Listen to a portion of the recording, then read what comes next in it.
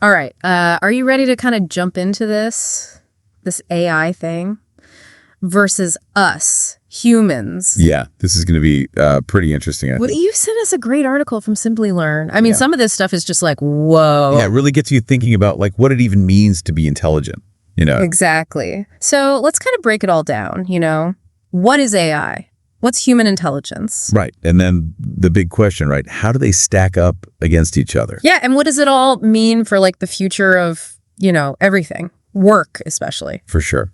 Well, the article starts off with, some definitions, which is helpful, right? Yeah, it kind of lays the groundwork. So they say AI is essentially all about building systems. Like systems that can do things that we think of as requiring intelligence. Exactly, like problem-solving, decision-making, even like creativity.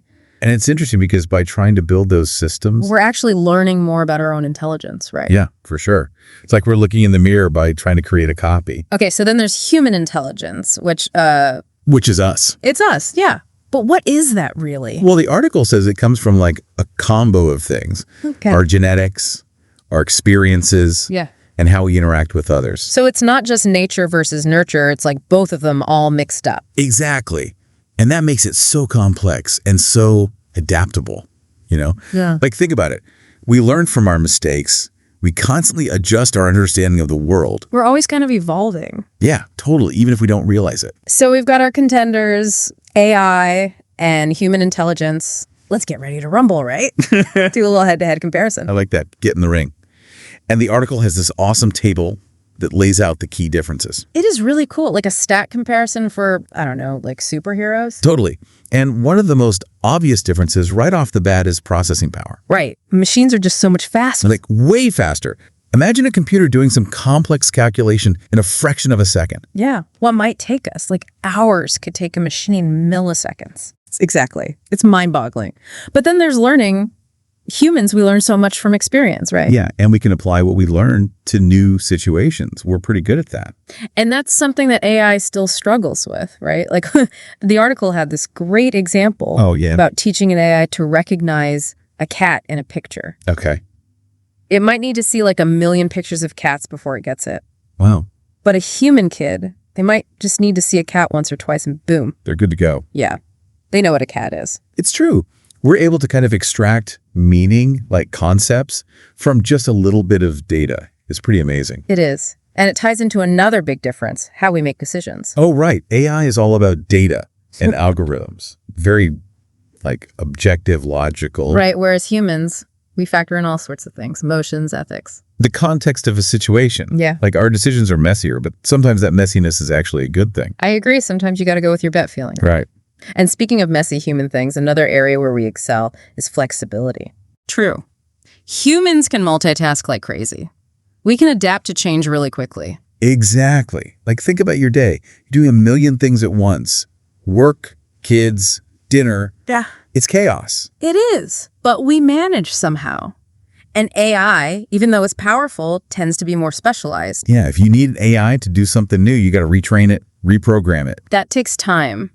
Whereas we can just kind of adjust on the fly. Yep. We're always learning and adapting to new information. And of course, we can't forget about social intelligence, right? That's a big one. Huge. Humans are social creatures. We pick up on cues. We understand emotions. And all those unspoken rules of communication. Exactly. And AI, even the most advanced AI, still struggles with that stuff. I mean, yeah, I can process language, but it can't really understand. Yeah. Sarcasm. Or humor, or like the subtle things we do with our facial expressions. Totally. So it seems like even though AI is getting pretty smart in some ways, there are still these core differences between how AI thinks and how we think. Exactly. And it makes you wonder how those differences will play out as AI becomes more and more a part of our lives. Yeah, like will those differences become even more important? Or will AI eventually close the gap? That's a great question. And it's one we'll definitely explore more in the next part of our deep dive. For sure. But before we move on, I think it's worth spending a little more time unpacking some of these key differences from that comparison table. Yeah, good idea. There were a few things that really jumped out at me. Like what? Well, one was this concept of the time constant in neurons. It was mentioned in the article in relation to how our brains learn. Ah, yes. The time constant. It's a bit technical, but essentially it refers to how quickly a neuron can respond to changes in its input. So like how sensitive a neuron is to new information. Exactly. And a shorter time constant means the neuron can adapt and learn more quickly. So basically a faster learner. Right. And what's fascinating is that researchers have actually been experimenting with tweaking this time constant. Oh, really? Yeah, in simulated neurons. And they found that by adjusting it, they can actually make those simulated neurons learn faster and even use less energy. Wow. So they're like figuring out how to make brains, even if they're just simulated ones, learn more efficiently. Exactly. It's pretty mind-blowing. And the article makes this really interesting connection between that research and AI.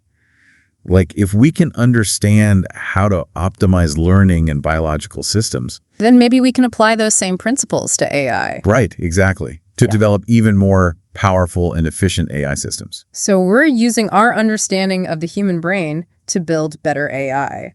That's kind of a crazy feedback loop, isn't it? It really is. And it highlights this amazing potential for these two forms of intelligence to kind of push each other forward. To like learn from each other. Yeah, exactly. But I think we're starting to get into the territory of the future of work here. Yeah, you're right. Maybe that's a good place to stop for now and pick up in the next part of our deep dive. Sounds good to me. We'll delve into all the ways AI is changing the workplace and what it means for all of us, really. Looking forward to it. Yeah. So where were we? Oh, yeah, the future of work, AI in the workplace. Right. That's the big one, isn't it? Everyone's talking about it. It is. Yeah. And for good reason. The article really digs into how AI is going to change everything. Yeah, it's kind of exciting, but also a little scary, right? I get that. It's a lot to process. But I think if we look at the big picture, AI taking over certain tasks could actually be a good thing. Really? How so? Well, think about all those repetitive tasks, the ones that are just like mindless and boring. Yeah, like data entry, stuff like that. Exactly. What if AI could handle all of that? Then what would humans do? That's the exciting part. We could focus on things that require, uniquely human skills. Like creativity and problem solving. Right. Things that AI, at least for now, isn't so good at. So instead of replacing jobs outright, maybe AI will just kind of change the nature of work. Yeah, like a job evolution. I think that's a good way to put it. Like AI could free up our brain power so we can focus on bigger, more important things. Exactly. And who knows? Maybe it'll even lead to new industries that we can't even imagine yet. Yeah, like back when the internet first came out, no one could have predicted all the jobs that would be created around it. Right. Social media managers, app developers, all those jobs didn't even exist before. That's a pretty optimistic way to look at it. I have to admit, I'm still a little worried about job displacement. I understand that. It's a valid concern. But the article makes a good point about the importance of upskilling. Upskilling. Yeah, like constantly learning and adapting to new technologies. So basically, we need to be lifelong learners. Exactly. The skills that are in high demand today might not be so valuable in the future. That's true. Things are changing so fast. They are. Yeah. But the good news is there are more resources than ever to help people stay ahead of the curve. Like what? Online courses, boot camps, all sorts of things. You can learn almost anything online these days. That's true. It's pretty amazing, actually. It is. And the article also talks about how work in the AI era might become more collaborative. Yeah, like instead of humans versus machines, it'll be humans and machines working together. Like a partnership. Exactly. Each playing to their strengths. So AI could handle, like, the data analysis and number crunching. Right.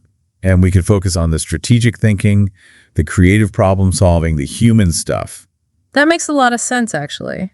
And it kind of brings us back to those key differences we were talking about earlier, right? Yeah, like even though AI is getting really good at certain things, it still has its limitations. Exactly. It lacks that general intelligence and adaptability that humans have, Yeah, like we talked about how much better we are at learning from limited data, adapting to new situations, all that stuff. Right, and understanding social cues and emotions. Those are pretty hard things to program into a machine. They are.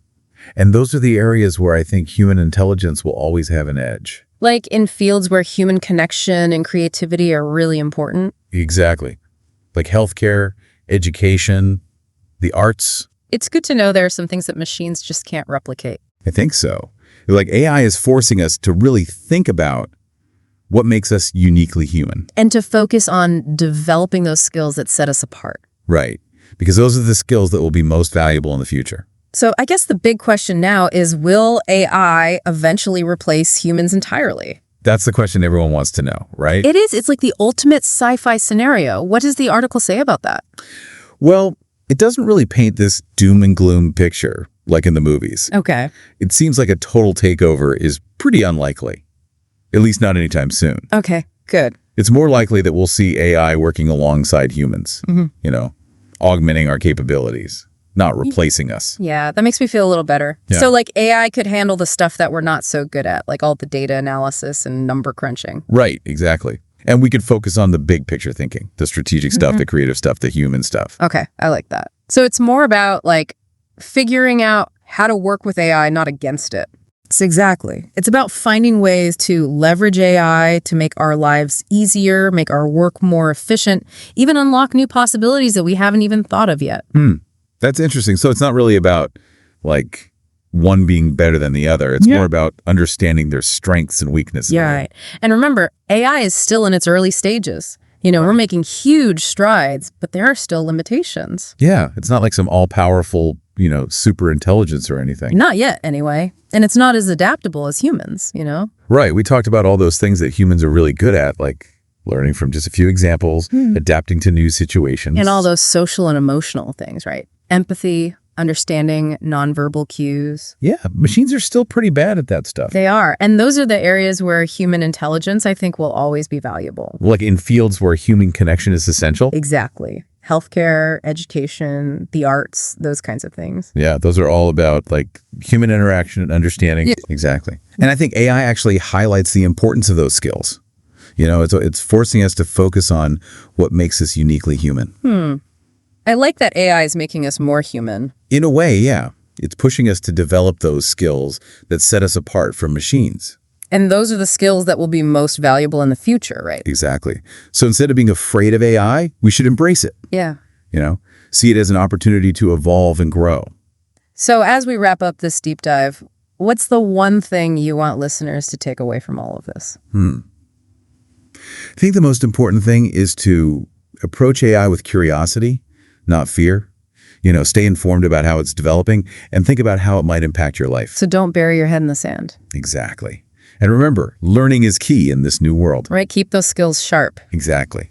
Because who knows what the future holds. But one thing's for sure, it's going to be interesting. It is. And maybe a little bit scary, but mostly exciting. Yeah, I think so. I think AI has the potential to really make a positive impact on the world. And it's up to us humans to make sure that happens. Well said. Well, this has been a fascinating deep dive. Thanks for joining me, and thanks to everyone for listening. It's been my pleasure. Thanks for having me.